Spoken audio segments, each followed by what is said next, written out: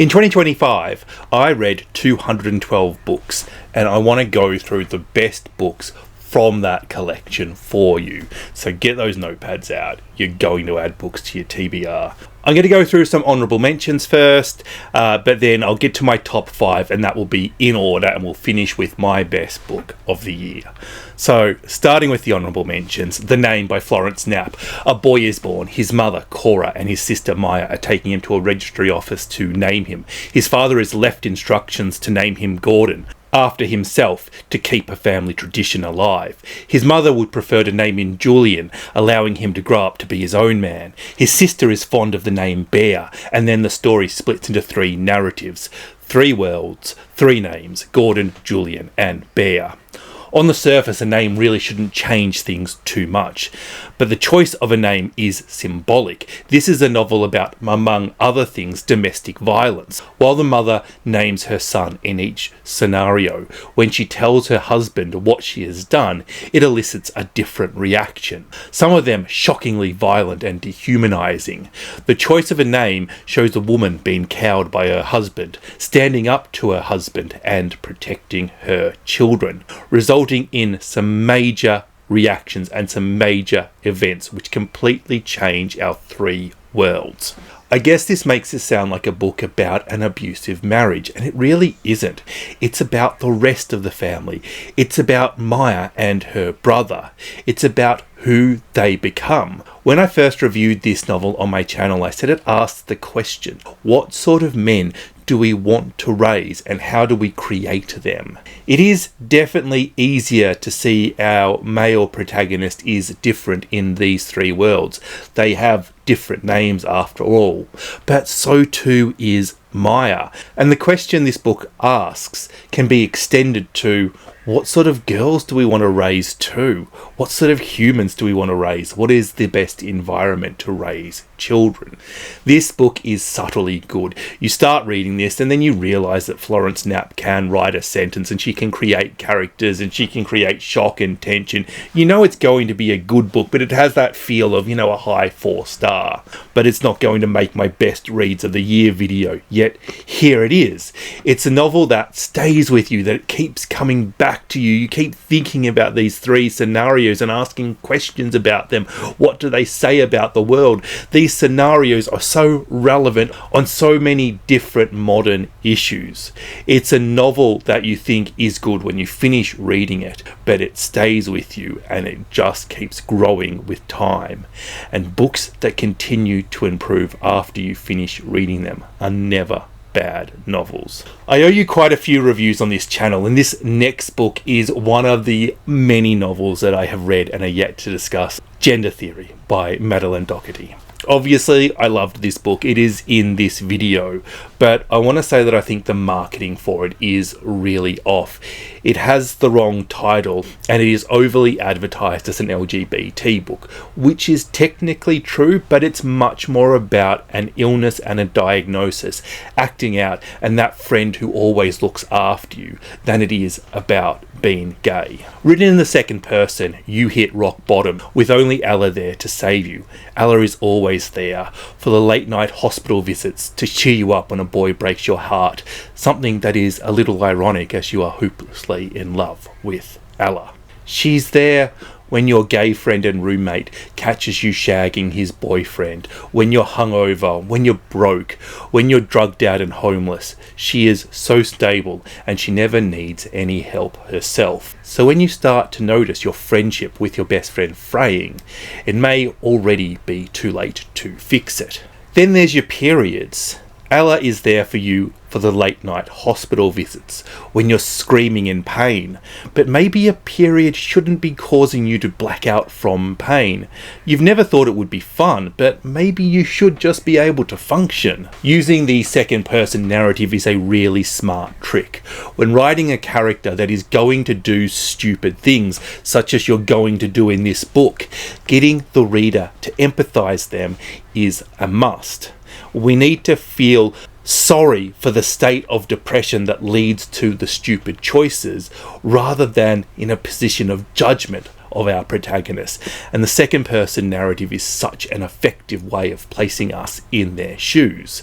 This book is really focusing on depression and numbness and the hurting that this character is feeling. Hitting on your gay roommate's boyfriend and doing it in the kitchen of the house that he shares with you is not a smart move, nor is it a particularly nice one. And if we don't get this depression and loneliness and numbness and the need for approval, then we're really going to struggle to get the need for something to change. Sure, she's drunk, she's high, she's stressed out, she's run down with pain. She's young and she's dumb. Often the reading of the book pivots on our reaction to things. There is a big difference between the poor thing, of course she's acting out, or she's just acting out. Endometriosis is a massive part of this novel, but so too is the basic needs of young life, the support networks, the difference financial stability offers and changes in our life. At one point, the protagonist is in a relationship with a man that she doesn't really like, but who is wealthy and who adores her, and she is so dependent on him. Even though this book only hints at it, you can see the danger that young women can face, the commercializations of their bodies for sex, and not in a sex work kind of way, but in a girlfriend kind of way, just to be in a relationship, to have that stability.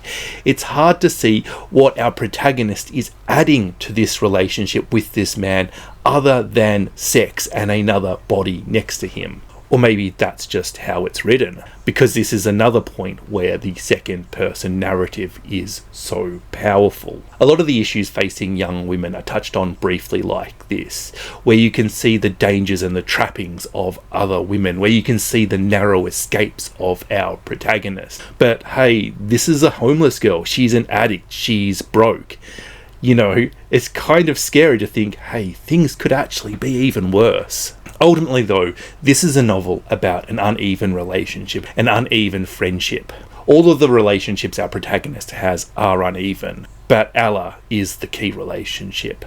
From the massive crush our protagonist has on her straight best friend, to the financial differences between them, from Ella coming from a loving home, and probably most importantly, from Ella having a body that seems to work fine. But that means that Ella provides all the support. She's the one who makes the sacrifices, who carries the other one. There's a lot of imbalance in that relationship, and that in turn makes this beautiful and supportive friendship frail and pushes it to breaking point.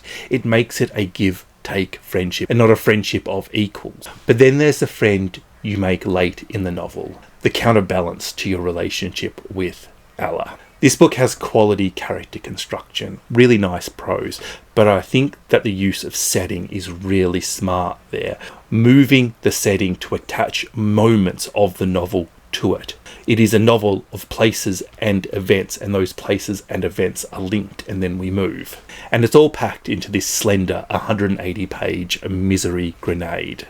I think this book has really gone under the radar. Speaking of novels that have gone under the radar, Waiting for a Party by Vesna Main. At 92, Claire is waiting to go to Martin's 102nd birthday party. As she waits for her son and his partner, she reminisces about her life.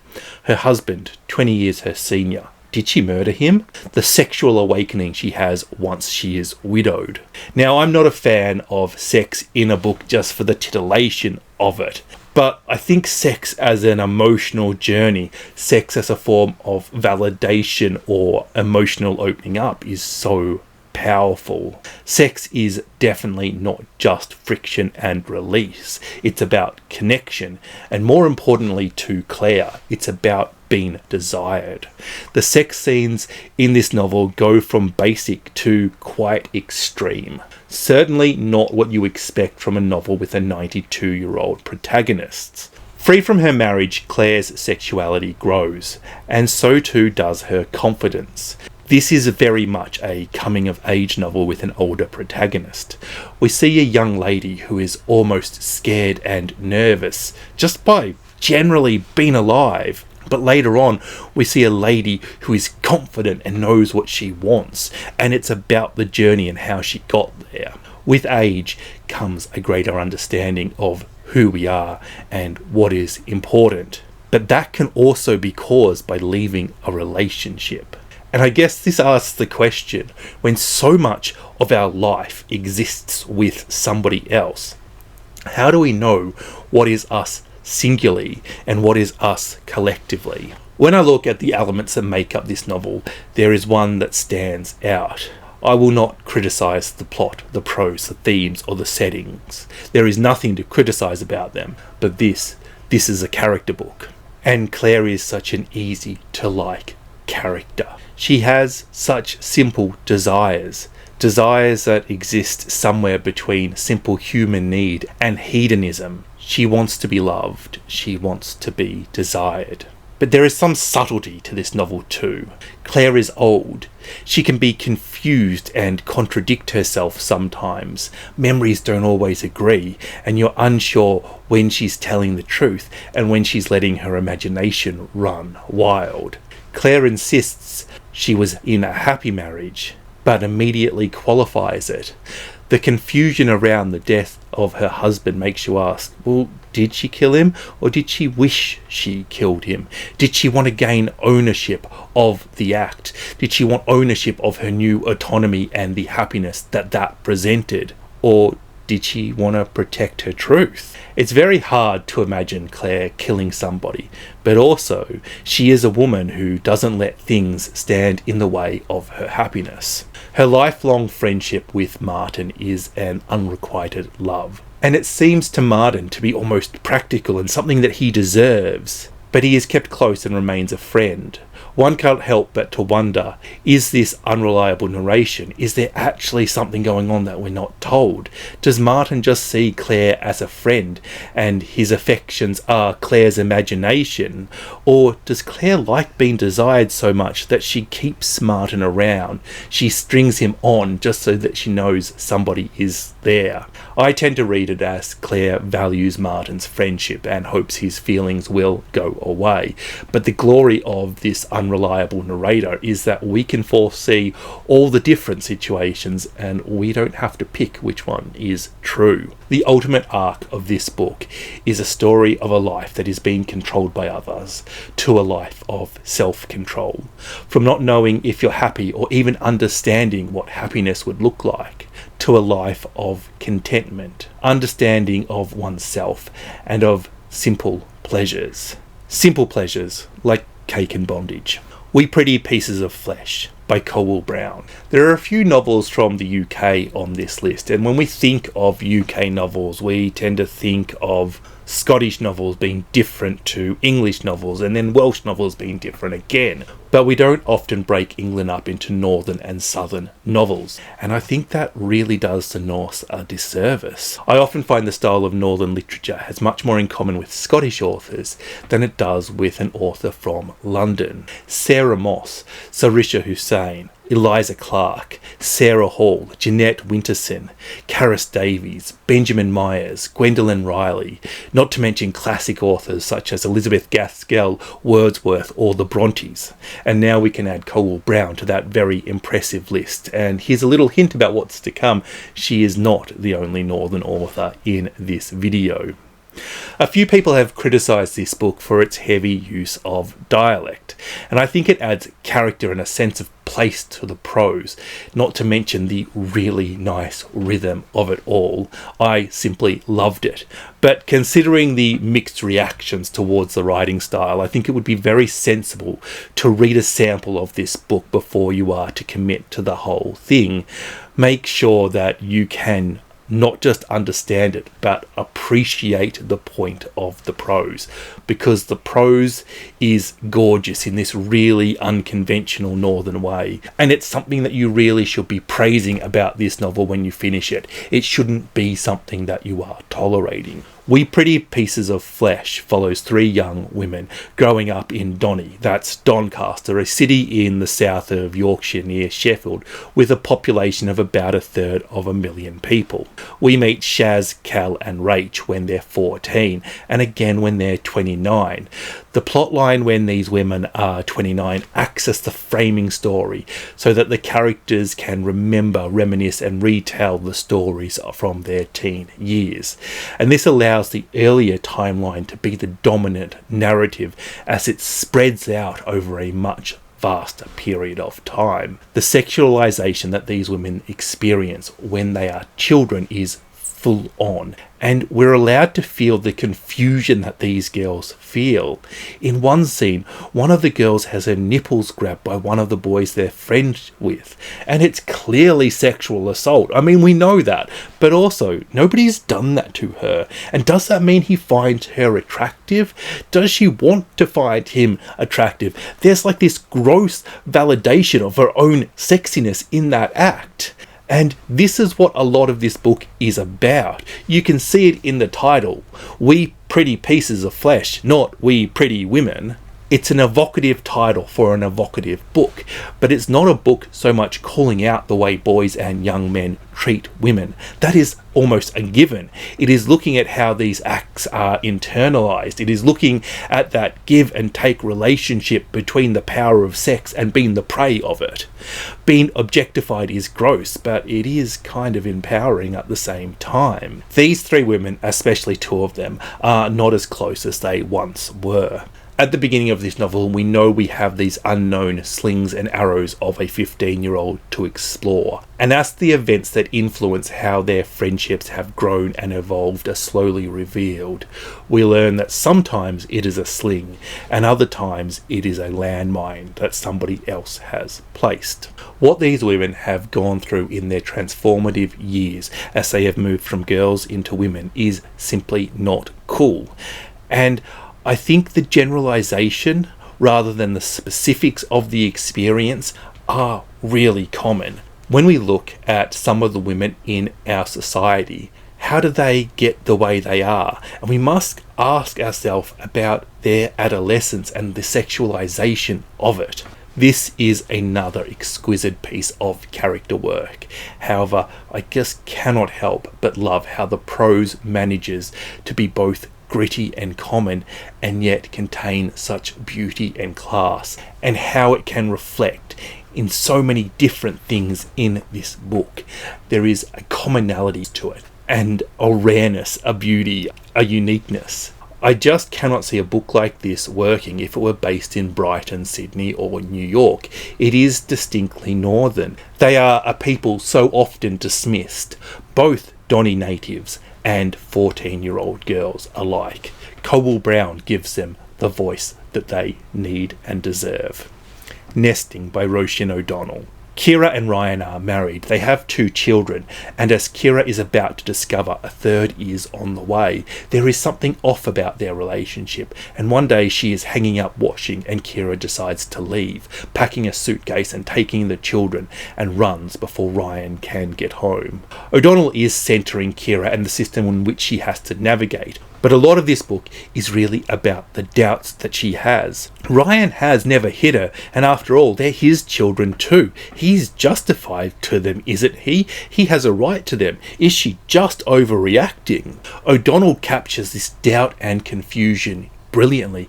Kira is isolated. She's living in Ireland while her family is at home in England. She doesn't have access to her own money, and when she left Ryan, she was dependent on his salary as she raised the children and did the housework. She only had a few euros that she used to buy food with for the household. Ireland doesn't seem like it would be a country with rules and laws that different to England, but there are local rules that are different. And for example, living in England, Kira was a teacher, but Ryan tells her that she needs to learn to speak Irish if she wants to be a teacher in Ireland. Something not altogether untrue, but the implication that she needs to know it before she gets the job and the reality of being able to learn it on the job are completely different. And we see other areas where Ryan manipulates Kira into being dependent on him. Ryan is a really one-dimensional character who really only exists to push Kira into a state of confusion and doubt.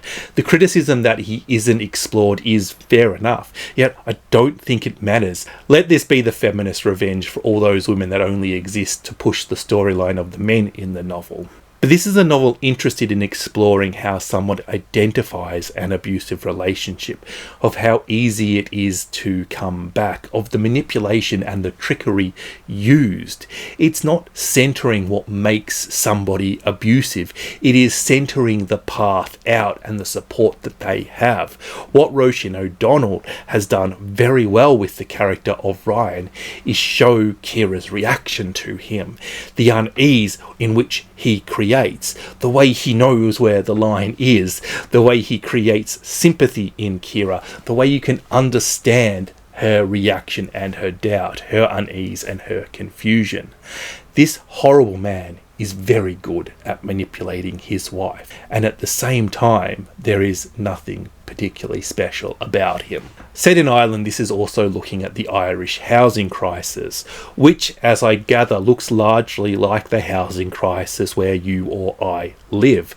The only difference being that the locals blame a different group of immigrants, and not the unchecked commodification of a human necessity. I think this really points out some of the real societal problems we have globally. The cost of housing and living is so high, you can't really afford for anything to go wrong.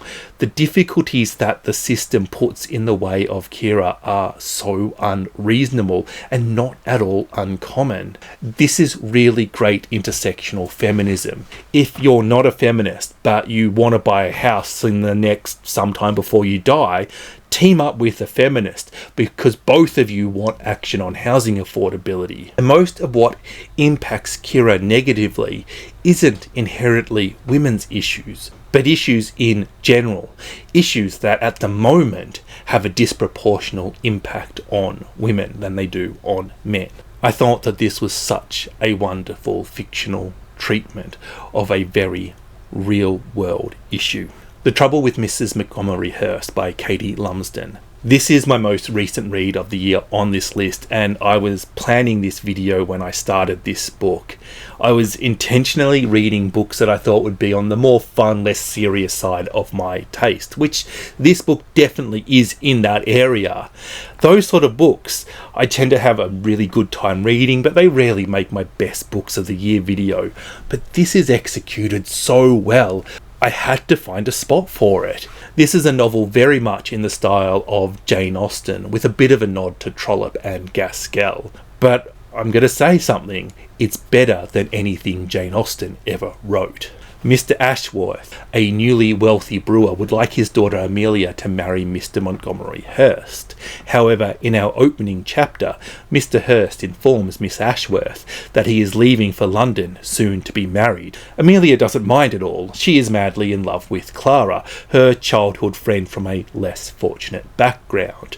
Amelia's older brother Diggory is in love with Lady Jane Wollo, younger sister of his best friend Edward, who forbids Diggory from making love to his sister. Edward is a womanizer who cannot see why anybody would want to marry anybody else. Felicia Elton is a local beauty, and her mother is hell-bent on organising a suitable marriage for her, one that befits her station. Mr. Elton is also keen for Felicia to marry.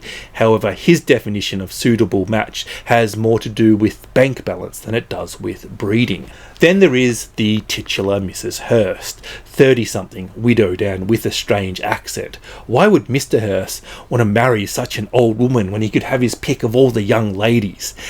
This is very much the mystery that drives the novel, as the gossip-hungry residents of Wickhamshire speculate on who she is and scheme ways of meeting her to find out more. These characters are very much the starting point of the story. Things are complicated from here as things set in motion and dominoes fall. There are so many sources of tension within this novel, and that really does invite you to swallow this book whole. It invites you to devour it. Who is Mrs. Hearst? What does the future hold for Amelia and Clara? Or Diggory and Jane? Who will Felicia marry? It is such an intelligently crafted plot, with multiple storylines, all of which pull you through. And it's simply because you care about all of the characters. They are so very easy to like, and the outcome seems so very naturally in doubt. I wanted everybody to be happy at the end of this novel. And I'm a miserable, insufferable reader. I want maximum pain and heartbreak in my literature. An author that makes me want the characters to ride off into the sunset happy is a talented author. The plot feels like the star of the novel, but it doesn't work without the exquisite characters. And if the characters aren't well written, then the plot will fall weak. But well-written characters require efficient and clever prose, and they're fully realised, easy to understand, with quite human motives. Onto the motives, I love that some of them are just so very simple. I want to be in love with the person I love, while other motives are greyer and only become apparent as the characters are formed. We see characters being built with a synergy to the plot. We see characters have depth while others don't. The prose is at times beautiful and at other times quite playful and humorous. It's easy to understand without ever being simple, which I absolutely adore. But what I love about the prose the most is that it's very much of the time in which it was set. It is very late Regency, early Victorian. It's very 1840s. There is obviously more to building a good setting than prose, but capturing that time period with a turn of phrase, that is able to so effortlessly transport me. And this is very much the sort of novel that, because one aspect is done well, it feeds into the next element, and it creates this sort of feedback domino effect of writing where, because things are good, things are good. This is a novel exploring the themes of class, women and love. Who gets to marry who? Who is allowed to love? Love versus marriage. Which does allow it to be super critical of 1940s Victorian society. But these are not themes stuck in the 1940s. They're still relevant today. And I think that that is a very clever and cool way of being critical of another time period. Because Katie has a very popular and well-loved booktube channel, you're probably unlikely to see many negative reviews of this book. Let me tell you, I didn't need to give this book a positive review. I didn't need to include it in this video. And I don't need to say that Katie Lumsden is writing historical fiction that, when it comes to the craft and the ability, is of comparable quality to authors such as Maggie O'Farrell, Charmaine Wilkinson, Monica Alley and Elif Shafak. And if anybody close to Katie is watching, please see that she is well stocked when it comes to paper and ink. The Lamb by Lucy Rose. I said there was another Northern author on this list, and here she is. This is a story of a young girl who is raised by a woman who eats people. Not my usual kind of book. This is a horror novel, pure and simple, but it's a really good horror novel, and one that achieves that thing that really good books do. It is a book that you cannot stop thinking about once you finish reading. Similar to the last novel, it is making this list on the strength of its craft and execution. Lucy Rose is an author who has mastered the art of writing character work and a fairy tale-esque setting, building tension and executing an exciting plot. Margot and Mama live in the forest, taking in strays at night. They love the strays, they wind them and provide them with a nice warm bed. Margot thinks the fingers are the best bit. The strays are drugged and butchered, frozen and roasted, turned into pies and sautéed with vegetables. Then one night Eden turns up, and she's not like the other strays. She sees Mama, she knows who she is, and she makes Mama love her. She makes Mama question what to do with Margot. Margot, who goes to school and who asks questions about what they do. Will Margot be able to keep that secret? The secret that the dad her friend misses so much is hidden in her lunchbox. Can Mama trust her with such a secret? This is a gothic horror that you just want to read until 5 in the morning. This is gothic horror that makes you finish a book and call in sick the next day. What I love about this book is the analysis of the toxic mother and daughter relationship through this really riveting novel. This is fiction hitting that really sweet spot. At its heart, this is just a story, and it's a pretty unrealistic story too. I mean, very few cannibals have children, and while the novel is offering you this escapist entertainment, it's showing us a girl who is coming of age, who is thinking about challenging her mother, a mother who doesn't want to change her ways, who is desperate for love, and who needs her daughter because her daughter offers unconditional love. But what happens when she gets unconditional love from elsewhere? What happens when the daughter starts pushing back on her mother to become her own person? What is the role of the daughter when the mother gets an equal, gets a lover? This is a novel about nourishment and desire. The meals are nourishment of the body, but they're a metaphor for the nourishment of the soul, mind, spirit, and imagination. They are cerebral and emotional nourishment as well. Similarly, desire takes on the same style of metaphor. Mama's desire for a body is a metaphor that is not super subtle. All of these little literary tricks are both enjoyable to read and thought-provoking, a novel that will scar itself onto your memory. A Family Matter by Claire Lynch. Two timelines, 40 years apart, 1982 and 2022. Dawn, a young mother, is struggling to come to terms with being married and being a parent when she meets Hazel, and then there was a spark. Dawn must balance this sudden attraction and desire with her responsibility towards her daughter. In 2022, Heron has just found out his illness is terminal. Telling Maggie, his daughter, and the human who his life revolves around seems an impossible task. Maggie, however, has some questions for Heron. She wants to know about her mother, a mother that she doesn't remember. Asking about her doesn't mean that she loves Heron any less or any differently, but she wants to know where she came from. The link between the two timelines is kind of obvious, but the point of this book is not to keep you in suspense of that link. In 1982, Heron and Dawn go to court for custody of young Maggie, and a lot of horrible things are said in the courtroom. A lot of outdated and horribly homophobic things, and they're all taken from real trials. Heron, or more accurately his lawyers, use the argument that a child cannot be raised by lesbian parents, that it is completely unnatural. And these are attitudes I've grown up and witnessed and seen changed over the last 40 years. And yes, we still have some dinosaurs that think these horrible things today. Yes, the fight isn't over, but these things have changed and shifted. Looking back on the 90s and 2000s, not the 80s when this book was set, but the 90s and 2000s, the casual homophobia of society was terrible. And for a lot of people in it, it was unconscious homophobia. It was homophobia obscured not just by their ignorance, but by a broader societal ignorance.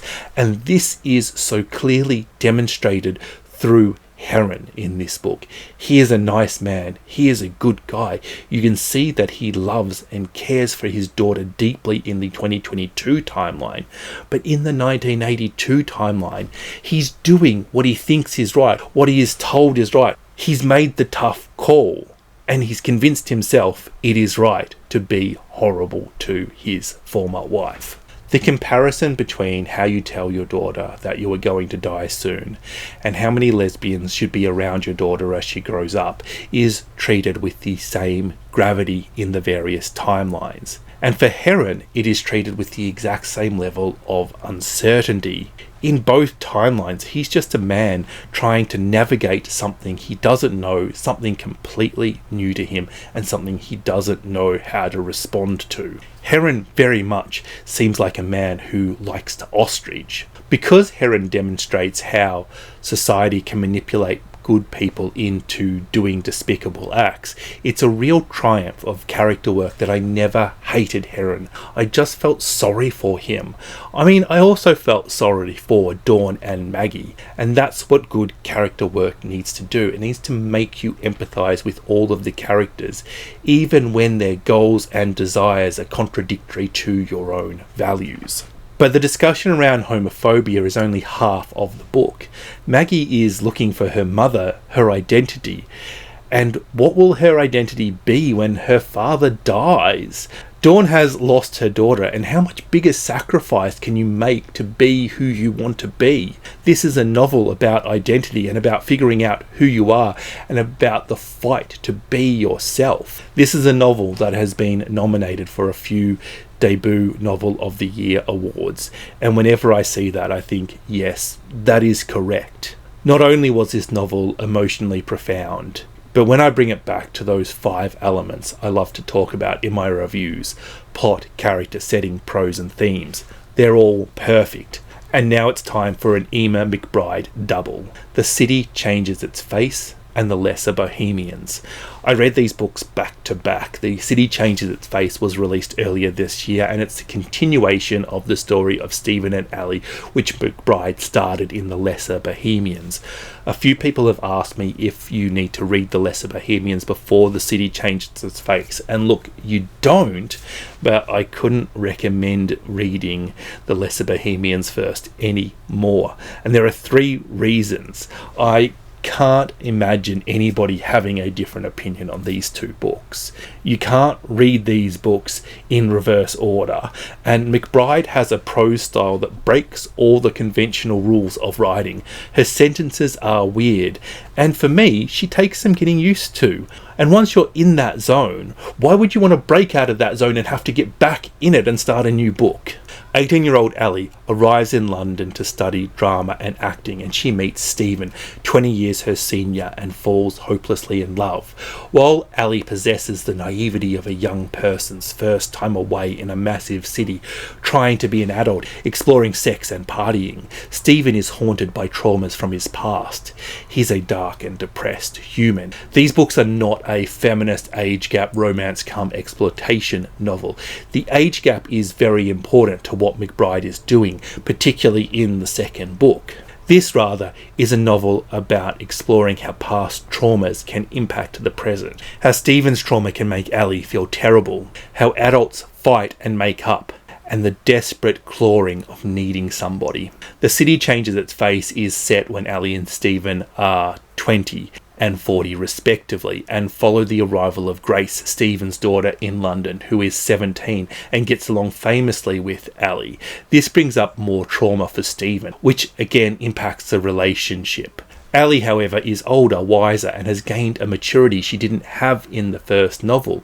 But she's still Ali. She still feels hurt and insecure by Stephen's reaction to his trauma. McBride's unusual prose is raw, and it often ignores communicating what is actually happening to prioritizing communicating characters' emotions. It slips in and out of stream of consciousness and plays with rhythm. It feels like she is an author who, when she started writing, ignored all the negative criticism and only focused on improving what she has done well, allowing her to create something completely unique.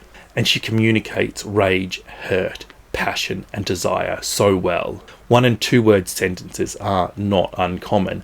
McBride is an author doing something completely different to other writers, and she's an author who I would be completely unsurprised if she was still being read in 200 years' time. It's a bold, experimental style that makes her a love her or hate her author. And let's just take this one example of her writing. So take him down into me on the bed, give and offer what shelter I have. At first we are only people in love, reducing all life to measures between us, but others pass into, lives break through, making him go elsewhere, and I become. There's a lot left unsaid, and there's a lot for the reader to fill in.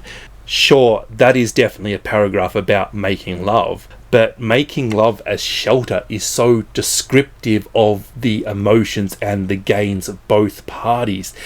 If you're making love as shelter, the other person is hurting, they're crying, and the end of the paragraph doesn't make sense. And I become. What do you become, Ali? What do you become? But that's a sentence that doesn't require finishing. Finishing it narrows the meaning. She just becomes. She is anew. She is reborn. She's Ellie 2.0. Ellie the girlfriend. Ellie the comforter. Ellie the shelter. Ellie the confident. Ellie the valued both by herself and by Stephen. Ellie was drifting and now she has become. And then there is the wordplay of it all. What are they doing after all? What does become sound like? Somebody who has just become certainly doesn't seem frustrated or unsatisfied. This is the trick of a talented author, to say things in ways that carry multiple meanings, that blend the poetic with the descriptive and the emotional, that bring the reader in on the secret and let the reader fill in the blanks. And this is a pair of novel focusing on connection through lovemaking and trauma, and these are topics ideally suited to Emma McBride's unusual writing style. On the Calculations of Volume, Parts 1, 2 and 3 by Solve Barley, translated from Danish by Barbara J. Havland. I am so sold on this weird self-published 7-book Danish series. I've only read the first 3 of 7. That is all that has been translated and published at this stage, but it just keeps getting better and better, and I can't wait for the next book to drop. I liked the first book, but it took me until the second book to fall in love with this series. I'm not encouraging you to keep reading if you don't like the first, but I'm saying it's a series that builds and evolves. It ages in a way the world in the book simply does not. The 18th of November is on repeat. The 19th will never come, and we meet Tara on her 122nd consecutive November the 18th. Every morning she has to tell her husband why she isn't on her business trip and what is happening to her. Every day they search for an answer, but there are clues. Leaks picked from the garden do not replace themselves. Objects reset at the end of the day unless Tara takes them with her, and when she tries to stay up all night with her husband, a careless blink means the world resets. Tara notices her hair growing. A cut or bruise obtained the previous day is still with her. She is not reset just like the world is. She ages. This starts off as a bit of a science fiction mystery that you want to solve. But if that was all this series was, I wouldn't have adored it half as much.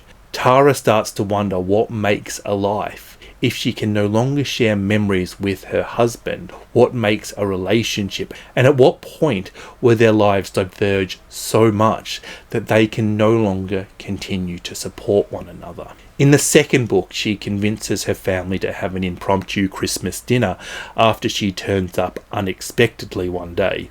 It is Tara's Christmas, but not her family's. She travels slowly and progressively north and then south, attempting to stimulate the seasons.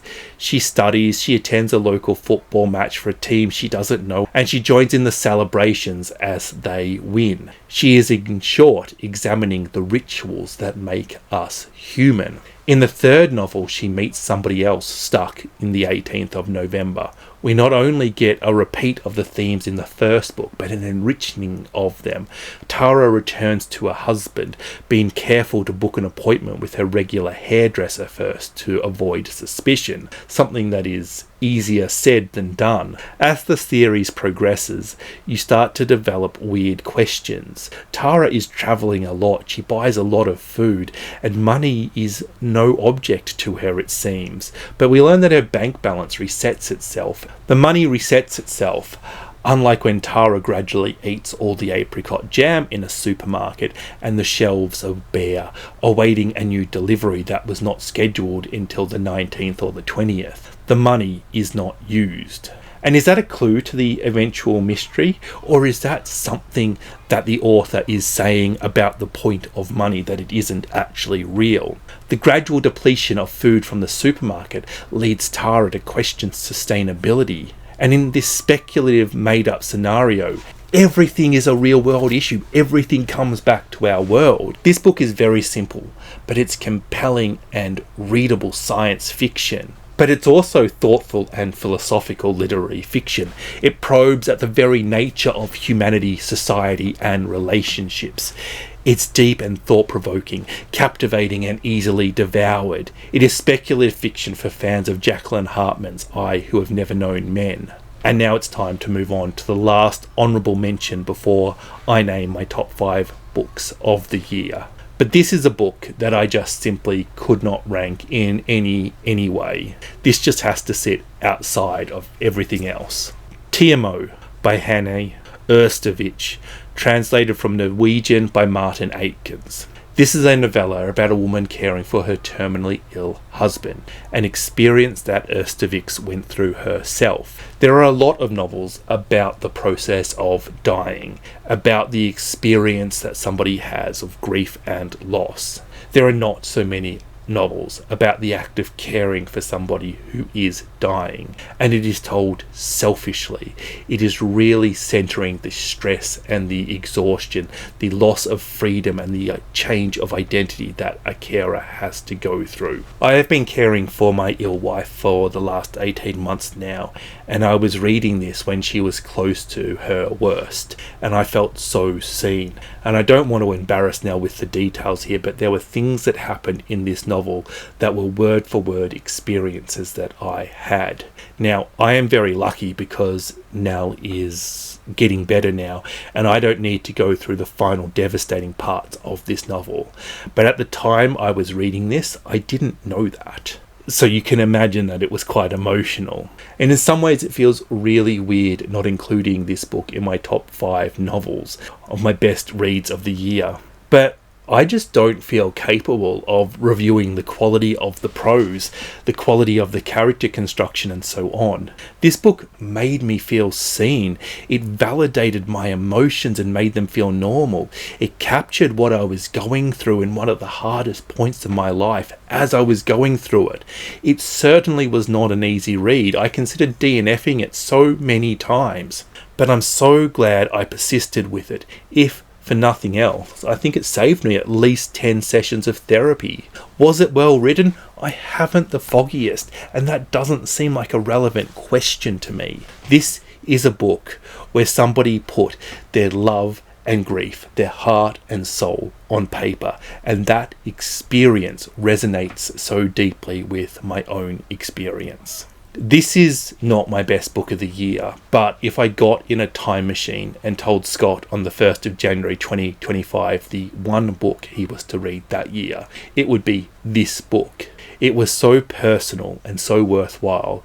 I have never felt this seen by a book. I've never experienced reading a book like this before. And sometimes what dictates whether a book is good is not the book itself, it's where the reader is when they read that book. I read this book at a very, very good time to read it, although it was a very, very bad time in my life. So it's time for my top 5, and we're going to do this in reverse order. At number 5 is Passiontide by Monique Roffey. This novel was inspired by the 2016 murder of Ashmi Nagakiya, a Japanese musician who played a steel pan and was strangled while celebrating Carnival in Port of Spain. In this novel, she is called Sora Tanaka. In the aftermath of this murder, the mayor of Port of Spain said words to the effect that women need to be responsible for preventing their own abuse. He later resigned. The poor handling of this case and the indifference by the police and the larger mistreatment of women and the high rate of femicide in Trinidad and Tobago are all criticised in this novel, which also draws inspiration from the ancient Greek classic Lysistrata, incorporating the famous sex strike into the narrative. Passiontide is the last 2 weeks of Lent. Carnival in Trinidad is immediately before Passiontide, though the novel's name is a reference to the time after Carnival. The themes of this novel sound quite simple.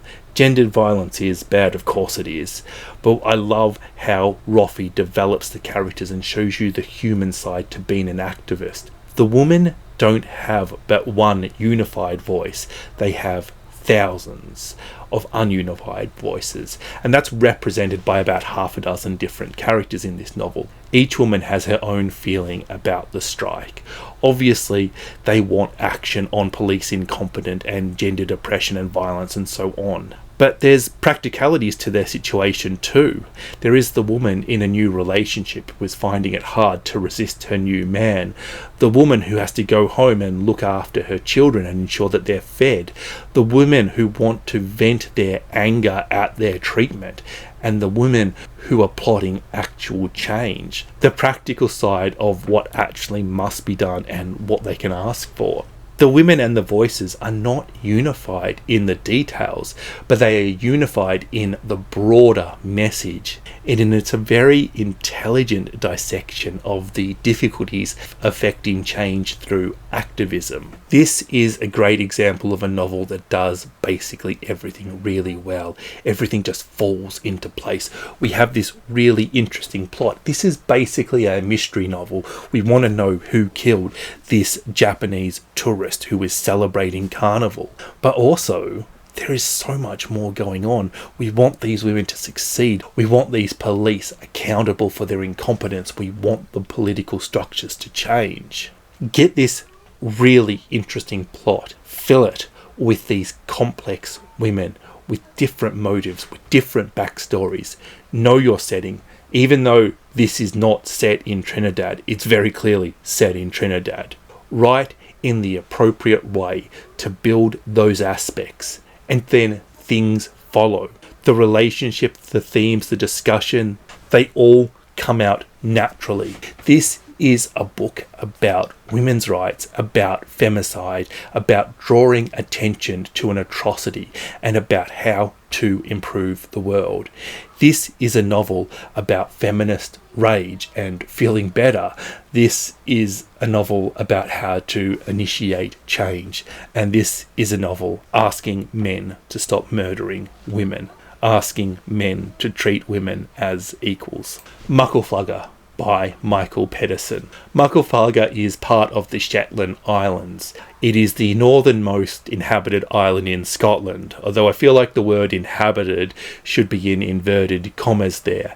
It contains one dwelling and a lighthouse. And side note, the lighthouse is actually automated these days. Nobody lives on the island. But the novel was based before the automation. Muckleflugger is the home of Ooze, son of the lighthouse keeper, a man only known as the Father. Ooze is a strange young man. He's bookish, yet the landscape makes him outdoorish, and an expert with boats. He keeps company with the ghost of RLS, that's Robert Louis Stevenson, who sometimes imparts sage advice, although he's more often the source of amusement and comedy, hamming it up and being playfully ridiculous.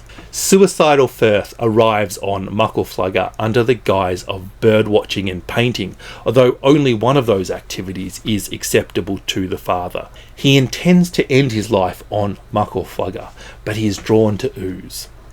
The relationship between Firth and Ooze walks that fine line, asking that question of, is it a queer novel?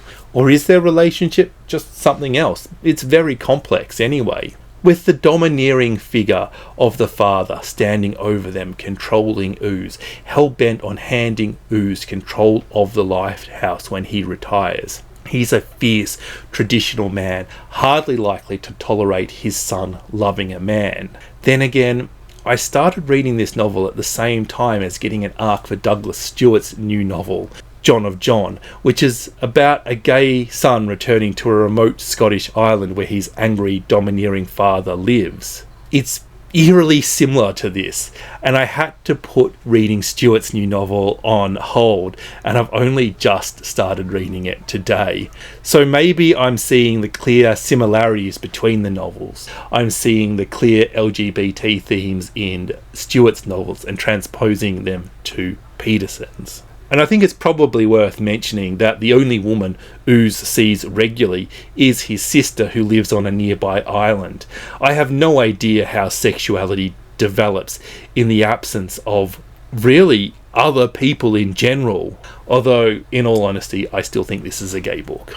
Regardless of whether Firth and Ooze have a platonic or a romantic relationship, it is not approved of by the Father, who is angry and jealous and to be feared. Or certainly feared by Firth. But for all the Father makes Firth feared, for all of his aggression, he is not violent. Rather, He resorts to adding a little bit of his own pish to Firth's whiskey. Horrible, but petty and not violent. Firth encourages Ooze to leave Muckleflugger, promising to support him until he gets on his feet. But as readers, we're asking the question, who is being saved and who is actually doing the saving? Firth's depressive outlook on life is slowly changing now that he has a point, now that he has a mission, while Ooze seems increasingly riddled with uncertainty.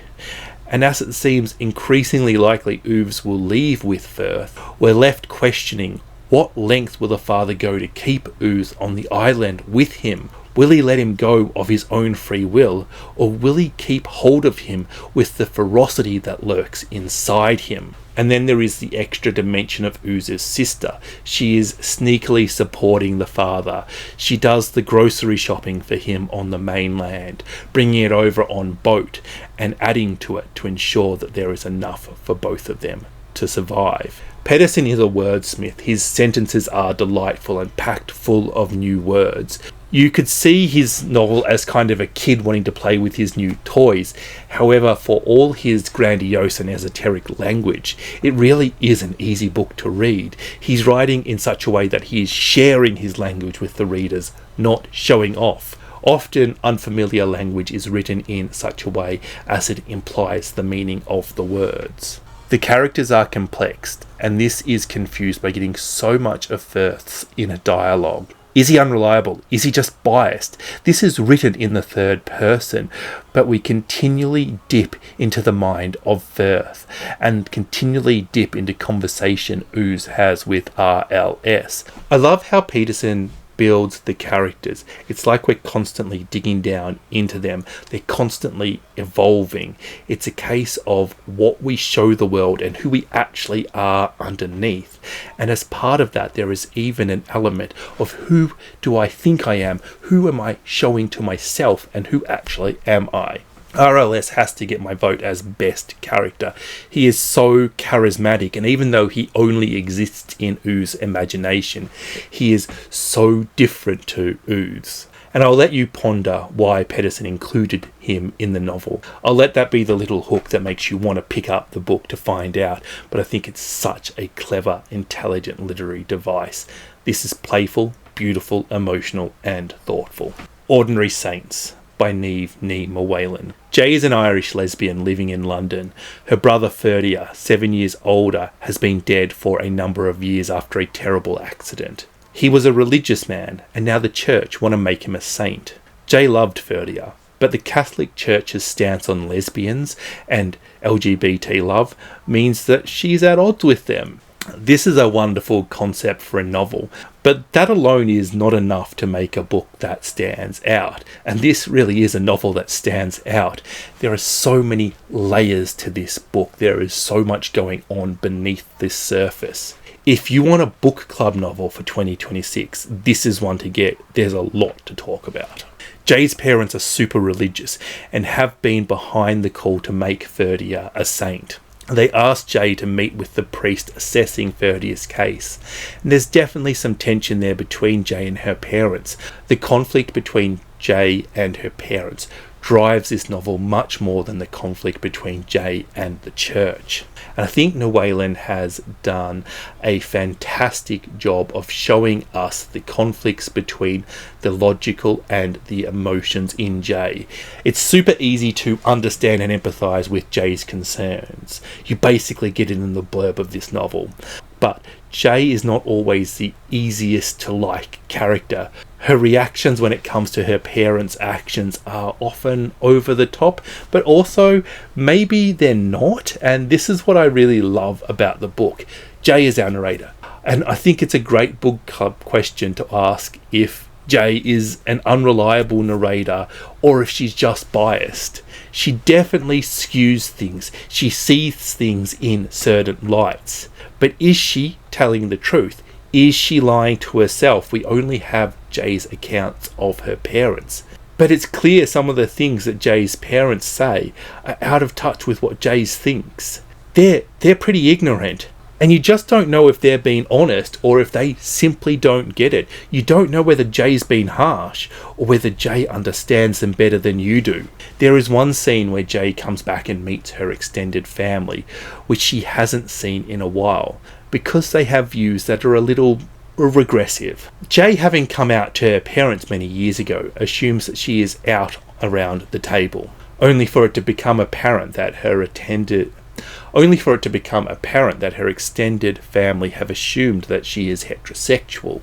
Jay's father later tells her that when she told them that she was gay, they took it as a confidence. And this makes Jay's reaction that her parents didn't pass on the message seem rather silly. But then her parents not passing on the message does seem really secretive for no reason. The actions of parents who are ashamed of their daughter and don't want the information out. I love that Nima Whalen doesn't provide you with the answers. I love it when an author allows this sort of ambiguity to exist on the text. Rather than knowing exactly what is going on, it can allow both scenarios to play out in our head. Simultaneously, Jay has misjudged her parents, and her parents have acted as if they're ashamed of her. Both are true, neither are true. It doesn't matter. We can assume. In this family, Ferdia is definitely the golden child. And that's hard enough when you have a sibling who is alive, but once they die, they literally can't do anything wrong. Jay's insecurities about how her parents feel does seem to be wrapped up in her sexuality, but there is definitely some unresolved my brother was the favourite child issues going on, and I would say that that is much more the issue for Jay. Jay's treatment of her mother is terrible. In one instance, she ghosts her mother in order to nurse a hangover. And that's kind of a big deal when you live in another country and she's flown over to see you. I did say she's not always the most likeable character. She is, at times, aggressively defensive. She's an adult that didn't feel loved as a child. Her mother's illness is something going on in the background, and I think that's really intelligently done. It's something that you could just so easily forget about, because we don't really know what it is. It's never said. I mean, it's clearly depression, but we don't know. We're not told. She hasn't been to the doctors. It's treated very privately, which I think puts this into context. The treatment of Jay's attraction to women is treated in a very similar way to her mother's illness, and you can fill in the blanks as to why you think that is. And I want to keep telling you about all the little things in this book, and about how they're connected, and how one thing points out something else, about Ferdia's friend, about the questions around Ferdia's sexuality, questions that we will never have the answer to.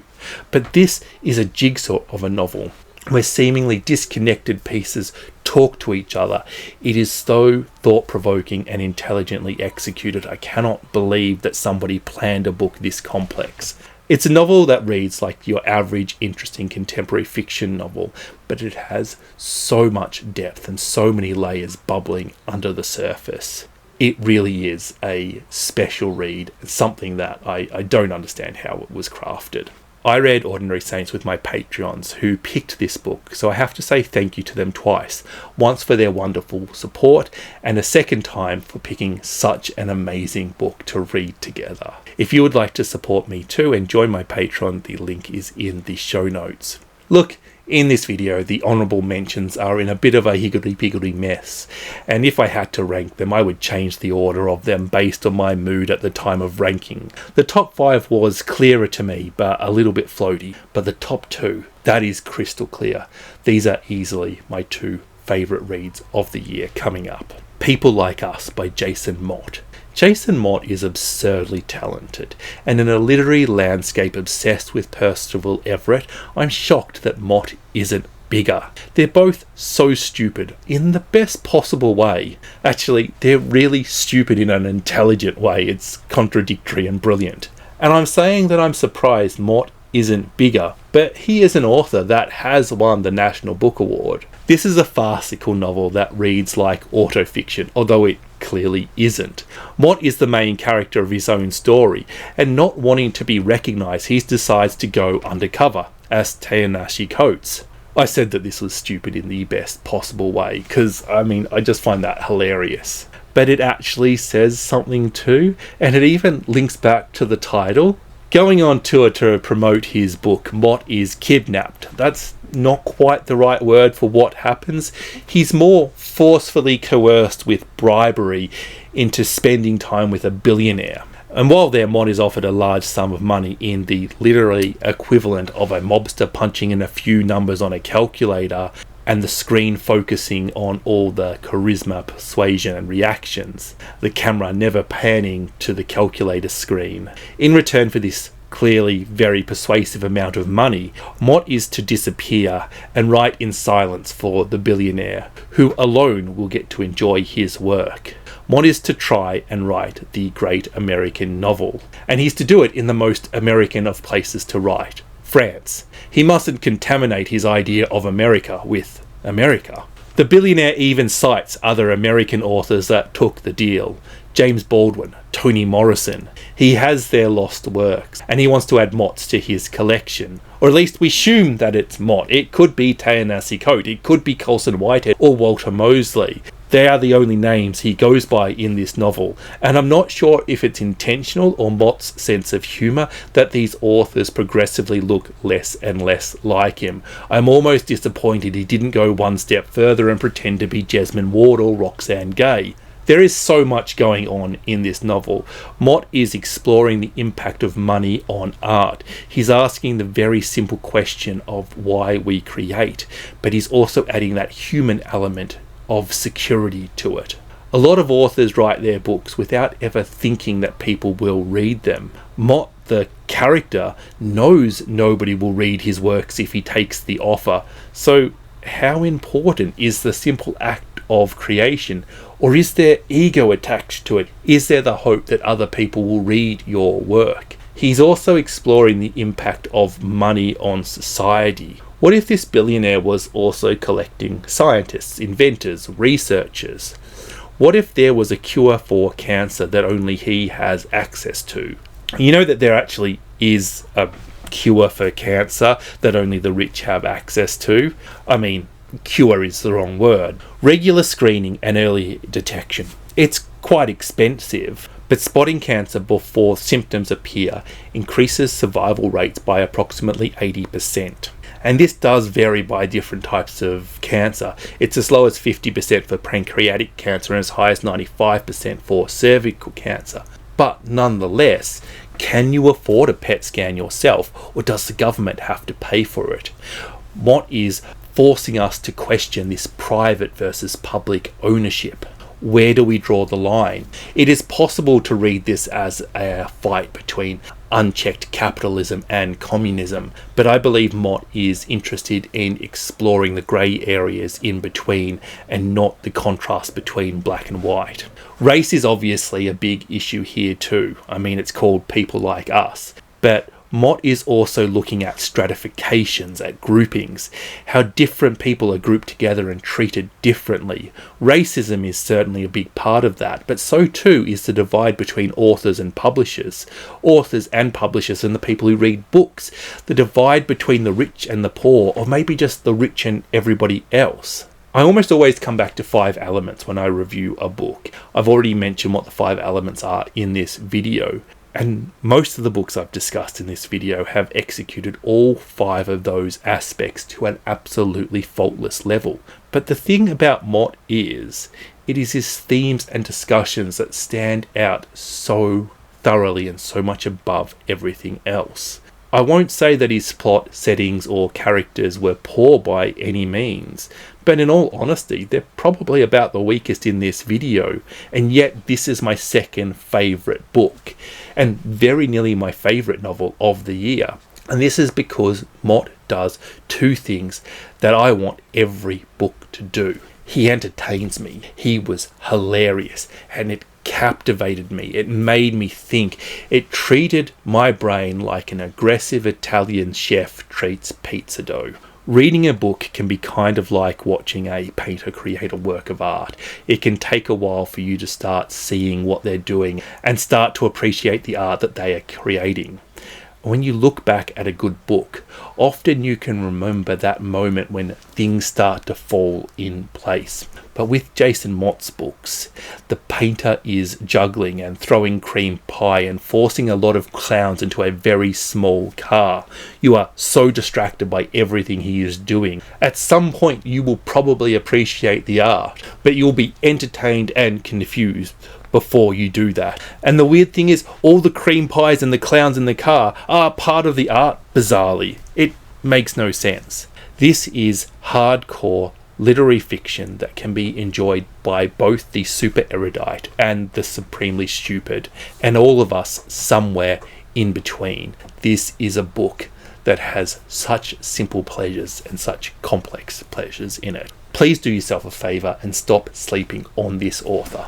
And time to reveal my favourite book of the year, Stag Dance by Torrey Peters. This is a collection of 3 rather long short stories and 1 novella. I usually avoid short story collections, so the strength of this piece to be my favourite read of the year is outstanding. I will say, however, that my favourite story is the titular Stag Dance, the novella of the quartet. However, the individual stories talk to one another. They make the whole collection stronger. The themes carry on between books, even if the genres are completely different. Infect Your Friends and Loved Ones imagines a gender apocalypse brought about by an unstable ex. The Chaser, which is my second favourite story, is about a secret romance between roommates at a Quaker boarding school that results in both intrigue and cruelty. The Masker follows a party on a weekend to Las Vegas, which turns dark when a young crossdresser must choose between 2 guides, a handsome mystery man who objectifies her in a thrilling and titillating way, or a cynical veteran trans woman offering an unglamorous sisterhood. Peters is so often placing her trans characters in a position where they must pick between gender affirmation and trans friendship. It is such an intelligent way of demonstrating the need to be seen as your gender identity and the value that trans people place on that. Stag Dance follows a group of illegal lumberjacks sleeping out on the site on which they work. In order to let off steam, they start to organise a stag dance as an all-male group. However, this presents a small problem, the solution being that some people can wear a triangle of brown fabric. This makes them a woman in the eyes of the entire camp. They're to be pursued like a woman. They will perform the role of the lady in the dance. In all aspects of life, they will be a woman. Our protagonist, the Babe, is a particularly large human with uncommon strength and a decidedly unladylike physique. So when the Babe decides to wear a triangle of fabric and transform into a woman, they're unsure, scared, nervous, excited, keen, and confused. When I see trans women on television, they're often small, slender, dainty creatures, but when I see them in public, they come in a range of shapes and sizes. And I think the idea of gender dysphoria coming from one's physical size is such a fascinating and an easy to understand concept. And the Babe is an absolute Hulk. And yeah, intellectually, I know women can lift weights.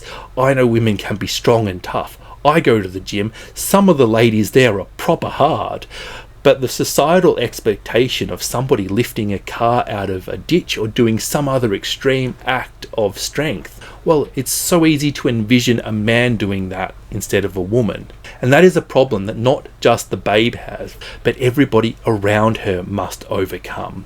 And while the Babe wants to overcome that prejudice, not everybody is willing to do that work on her behalf. This novel brushes into horror, although I would call this work a piece of transgendered literary fiction with horror element. The Horror in the Woods has some very smart crossovers with the fear and demonization of trans people. Favourite books of the year often tell us more about the reader than the novel. The truth is that every book in this video is fantastic. Please read them all. What makes this book my favourite is the way Peters can create her characters and use her characters to build the rest of the stories. The characters all have slightly different speech patterns, which not only communicates information about them, but also about their setting and the society in which they move. The small difference between speech patterns in the characters of each story. There are small differences between the speech patterns of each characters in the story, which reveal little secrets about the characters. But in between the stories, the speech patterns are completely different, which helps you build that setting. The narrative of these novels builds tension as well. The prose is so clever, sliding between enjoyable situations to frightening situations in a subtle but noticeable way. And I don't know if this is a testament to Peter's versatility of language or to her ability to place herself in the heads of multiple characters, but I think she does both brilliantly. And maybe Peters is demonstrating in reverse why so many actors are authors, because both an author and an actor is so much about character work. It's about finding their voice and their motivation, and that is what Peters has done better than any other book I have ever read. Thank you for watching. Don't forget to like and subscribe. Bye bye.